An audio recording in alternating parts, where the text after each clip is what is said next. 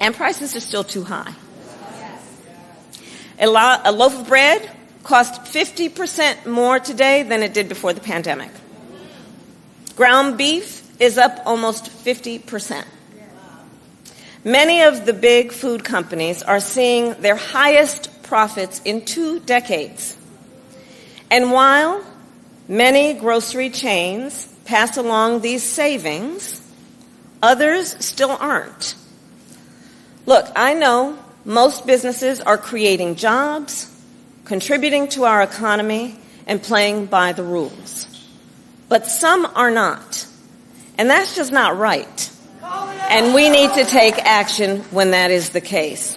But I'd like to ask, because we're into that whole system, and I'd like to call up Daniel. Please come up and tell us about your experience in living in a country that went very, very bad, went radical left, and the experience has not been good. Please come up. Thank you. First of all, hi everybody. Thank you for coming here and supporting the president.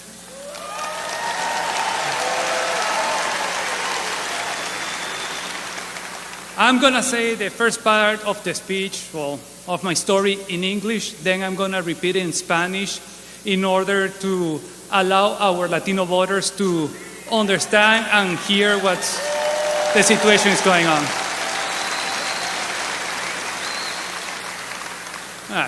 First of all, as the president already said, I'm from Venezuela. I left the country in 2007 because of communism. I still have family there. There's been family that left that has left even before me or are continuously living little by little. But going further back, my grandparents from my mom's side were from Cuba.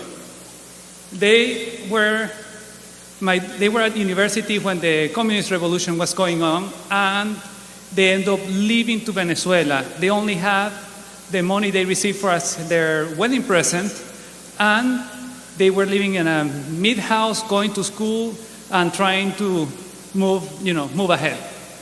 My granddad ended up becoming a doctor and had a family raising 3 children, my mom and my 2 uncles. When in the early 1990s, Chavez did a military coup, and right after he ran for president, my granddad saw the similarities to what was happening in Cuba, and he told everybody that would listen to him that it was coming. And everybody was like, nah, this is Venezuela, this is not Cuba, this will never happen to us. And guess what? It happened to us, and has been happening to other Latin American countries as well. So when they tell you here, it will never happen, that's not true. We lived it, now here we are. So in 2007, we ended up leaving because the socialists and the government started changing the education system to make it more like the Cuban education system. It might ring a bell to what's going on here as well. So it's extremely important for everybody to keep this in mind. And if you don't mind, I'm going to switch to Spanish for our Latino speakers. Thank you. Para todos los latinoamericanos, gracias por venir aquí y soportar al presidente Trump. Es importante que entendamos que lo que ha pasado en nuestros países en Latinoamérica puede pasar aquí. Como mencioné, mis abuelos son de Cuba, se fueron por el comunismo, llegaron a Venezuela, sin ninguna base, solo un poco de dinero, salieron adelante y mi abuelo se convirtió en doctor y crió a mi madre y a mis 2 tíos. Cuando Chávez hizo el atentado, el golpe de Estado, y después corrió por presidente, mi abuelo trató de advertir a todo el mundo que esto era exactamente como Cuba. Nadie le hizo caso. ¿Qué pasó? Chávez entró y 20 años después aquí estamos. Tienen que recordar que si pasó en un lugar, puede pasar aquí también. No crean que porque Estados Unidos, gran economía, no puede pasar. Puede pasar y vamos encaminados. Al menos que tomemos un paso diferente. Y yo por eso pienso que Trump es la mejor persona para hacerlo. Going back in English, that we are going on a path that is taking us to what Venezuela became. And the only way right now that we can avoid keep going down that path is making Trump president again.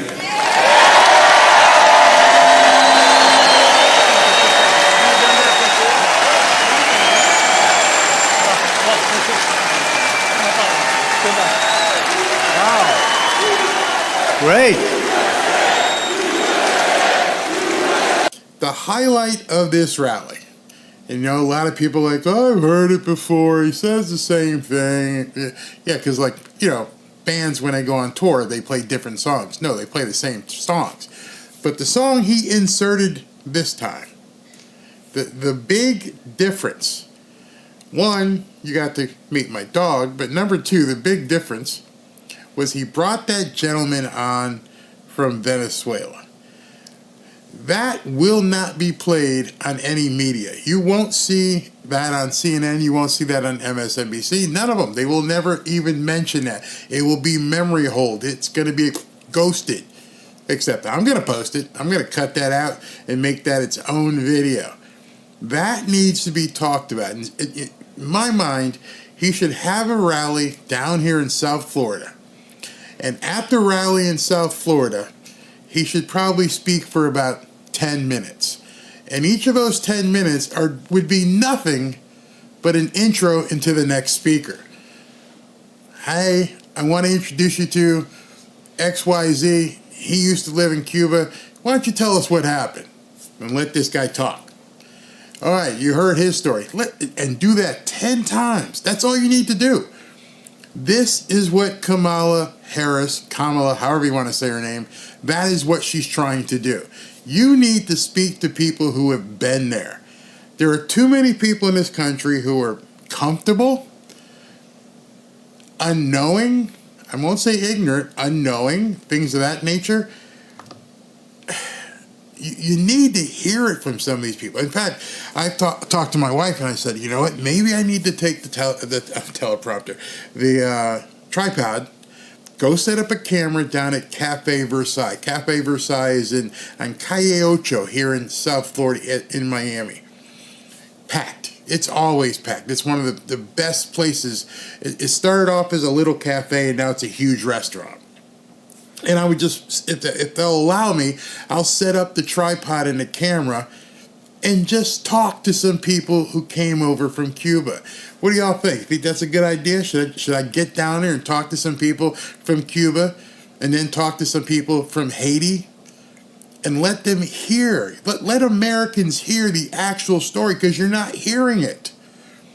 They can tell you, here's what my grandfather did and what we lived through when Castro showed up. Americans don't know these stories. They just don't talk about it anymore. And I'd love for people to say, so can you tell me, maybe it's an older person. If not, maybe it's somebody's grandfather. But in any event, tell me what happened when Castro came to Cuba. But first, tell me what Cuba was like before Castro got there. And let people say, hey, listen, it was prosperous. We were having a great time. Some of you guys know one of my favorite movies is The Godfather. You can see the scene where Michael's down in Havana and Hiram Roth, and it was a booming place. Casinos, restaurants, it was fantastic. People were professionals, doctors, lawyers, business people. Everything was fine. And then Castro happened.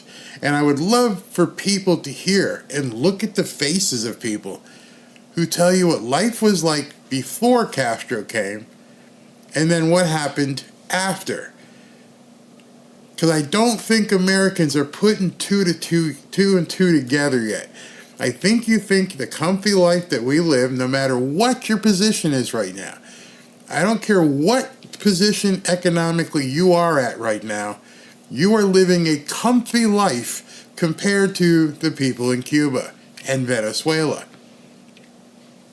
I think more and more politicians, if they're not out there, maybe I should talk to Betty, maybe I should talk to some of the other YouTubers and like, dude, you need to talk to these people. You need to understand what this is all about. There are too many people, too many white people, too many black people.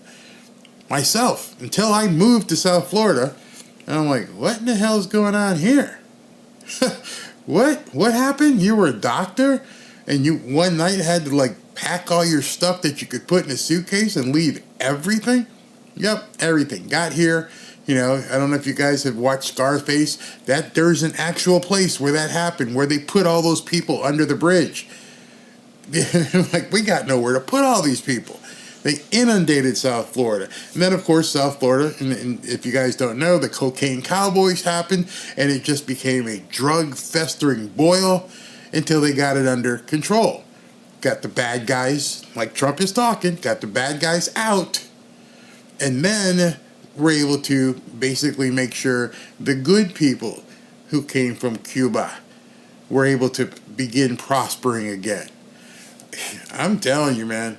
I see somebody say that's a good idea. Yeah, I think that would help a lot, because I could go down there and like eat, because it's amazing food. I don't know if you guys have ever tried Cuban food. It's friggin' amazing. The breakfasts, the Danishes, which I can't eat anymore, the dinners, it's amazing. I go down there, and my father, as I've said many times on this show, my father was from Jamaica, so I felt I knew the Caribbean, cuisine. And then somebody introduced me to, have some Cuban food. I'm like, whoa, this is fantastic. So anyway, if I went down there, and I just think enough people don't know. It's one of those subjects that's not taught, obviously. The Democrats don't want you to know what Cuba was like back then and what it is now. So when they talk socialism, and these idiots on college campuses think that socialism and communism is fantastic, we're all going to be the same, you're ignorant. You don't even know. That 2 or 3 minutes that young gentleman spoke was the only thing of that Trump needed to bring out today. Everything else we've heard before, he should have just said, you know what, I'm done with my speech. I'm just going to let this gentleman talk. And then watch everybody lean in. And I watched some of the people behind the stage, and I watched them kind of get quiet and like, what do you mean? It's like, hey, we were fine, and this happened. And then all of a sudden, we were standing in line waiting for bread. I know people who have came from Cuba on rafts, risked their lives in shark-infested waters to get the hell out of Cuba, to get the hell out of Haiti. I don't know if you guys have ever seen the video of people in Haiti eating dirt cookies. And I'm not using that as a euphemism for a different kind of spice. They were eating dirt cookies. Pour some water, take some dirt, put it in the sun to bake, and then eat it. Your life, no matter what it is in America, is not as bad as what some people had to deal with in Haiti and Cuba. And there's probably other areas, I just don't know them. When these people took over, we need to know that. We need to show people this before September. They need to understand at this point, this is just the tip. She's getting in to control food. If she gets elected and she can control the food, we are done for. People think, well, what do you mean? It's just big corporations making gazillion dollars. It's not a big deal. Ask somebody who left Cuba. Ask somebody who left Haiti. They'll tell you the same stories that kid just said. It's amazing. Yep, some of them eat red dirt too. Yeah, talk to Marco Rubio. I just think there's a lot of Americans who don't understand what this is the start. And once that door is open, forget about it. Oh, Barry, you're being overly dramatic. Am I? If you talked and heard from an 80-year-old, 85-year-old Cuban person who told you we were doing well in Cuba, and overnight, not drastically, gradually, not gradually, it got worse and worse. Overnight, I own your business. Give me the money. You don't deserve this. You're not getting anything. Literally. Look at the people in Venezuela. Venezuela is one of the richest places in the world. They have all the oil they could possibly need. And now they're standing in line. Well, not right now. They're fighting like crazy, trying to save themselves. I think Americans are so complacent that they think it couldn't happen here. You got people in England being thrown in jail for thinking the wrong way. Another lady got arrested for praying in her mind. She didn't stand on the corner and basically say it out loud. They asked her, "What are you doing?" "I'm praying quietly in my head." "Oh, you're going to jail." What would happen here? And again, you're talking about a different area, which, thank God, we have the Second Amendment here. But that's probably the only thing stopping America from falling prey to this stuff, is that we have the Second Amendment. If we didn't have the Second Amendment, it would have already happened. That's why I laugh at all these athletes and celebrities and entertainers, because do you not know your history? Do you not know, there were entertainers in Cuba. There were singers. There were dancers. There were actors. They made lots of money. Do you not know this stuff? Do you think it's just some sort of a game? Never has it worked anywhere except for the people at the top and a few people at the top. We're not talking lots of athletes and celebrities and Congress people. No. There's a few people at the top. And I just imagine anyone who's standing up and saying we should vote for Kamala Harris after what she said yesterday. You are showing us you are functionally illiterate, financially illiterate. You have no idea what you're talking about. You think it's all fairies and unicorns, and you're gonna get destroyed. Absolutely. Let me show you something. I saw this today. I know you guys have been here for a while, but I want to show you something. This popped up. Elon Musk actually had put it out. And this guy, Robert Sterling, who is a chief financial officer, investor, sneakerhead, former F100, mergers and acquisitions, he wrote this post. And it's very good. I'm going to read this, and I want you guys to suck this in. People need to stop overreacting about Kamala's plan to reduce food inflation as if it would lead to communism, mass starvation, and the end of America. He's being tongue-in-cheek here. I worked in the M&A, mergers and acquisition, in the food industry. Here's a step-by-step summary of what would actually happen. Number one, the government announces that grocery retailers aren't allowed to raise their prices. Number two, grocery stores which operate right now on 1 to 2 or 3% net margins, if you know what a net margin is, that's basically how much you make on a product, can't survive if their suppliers raise prices. So the government then would announce that food producers like Kraft, Heinz, Tyson, also aren't allowed to raise their prices. So it goes up the chain. And I played a video yesterday where Bob Casey from Pennsylvania actually said that. He goes, no, we don't need just to go after the grocery stores. We need to go after the suppliers. So he's saying the right things here. Not all grocery stores are created equal. Stores in lower income areas make less money, less than the 1 to 3% margin, than those in the higher income areas, as the former disproportionately sell lower margin prepackaged foods, Cheetos, chips. If you go into a store in the hood, you see some of the crappiest stuff being sold. Because instead of higher margin products like meat, because stores in lower income areas aren't able to cover the overhead. Remember, even if their wholesale costs are fixed, their labor, utilities, insurance, and other operating expenses aren't fixed. You understand that? Your electricity isn't the same every single month. It goes up and down. We live here in South Florida. I can tell you that basically from about June, maybe even late May to September, your bills double. 40% higher. Why? Because it's hot and you have to run your air conditioning, if you have air conditioning.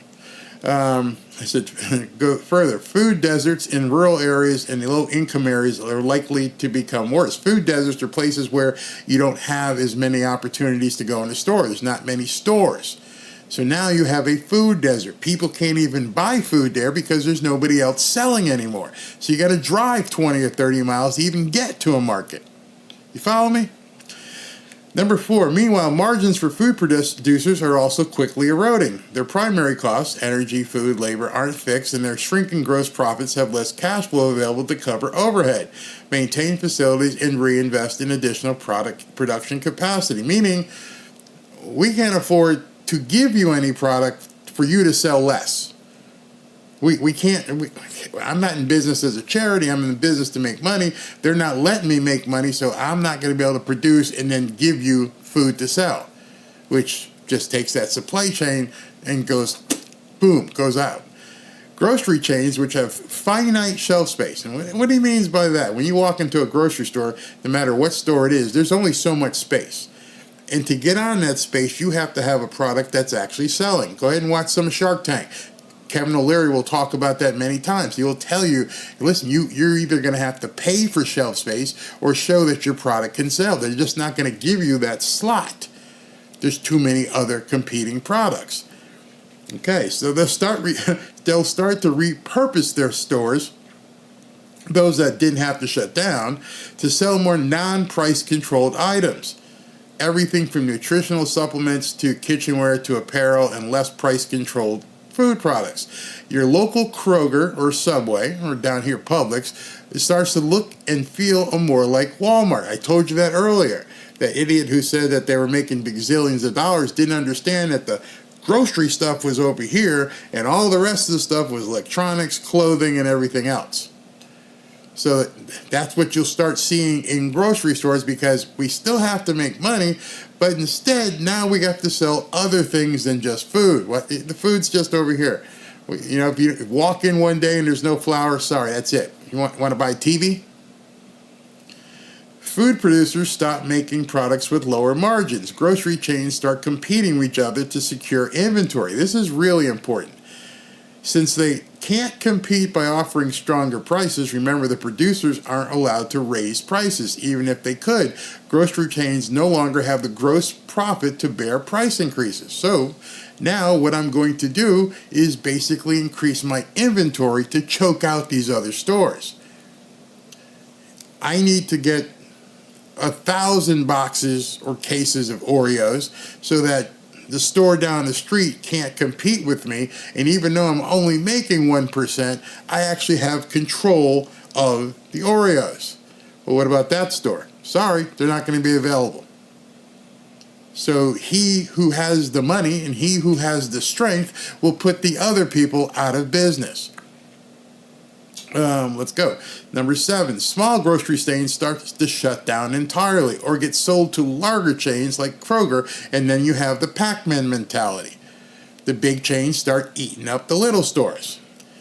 In addition to not being able to cover fixed costs, a major reason for this is because they can no longer reliably secure delivery of products, because, you got to drive the stuff from store to store, due to producers prioritizing sales to larger customers.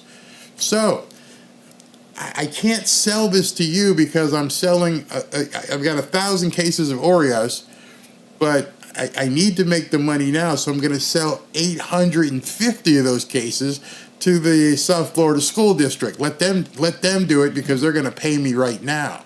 I can't afford to have this stuff sit on a shelf. I need to move it, which means there's less for me to sell to consumers, which are able to leverage their stronger balance sheets to offer superior payment terms. Smaller food producers, which typically sell by distributors rather than to grocery chains, start to go out of business. So it's just this trickling effect where you just can't sustain yourself anymore.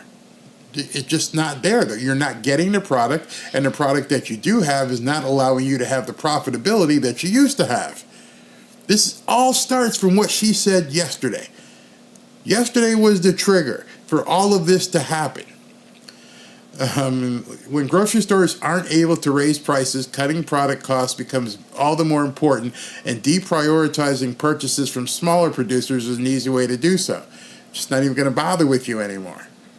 See, business is going to business. Business is going to try and survive. Business is not going to basically sit down and just accept what Kamala Harris is going to say. They're going to try and consolidate and find out the best way to make money. And the best way to make money is knock this other guy out the box. But that guy services a neighborhood of 500 houses. Sorry. We're taking all your stuff. We're going to consolidate all the product right here. You can't compete with us anymore. Just imagine that happening throughout your entire state. As supply chains break down, lines start to form outside grocery stores every morning.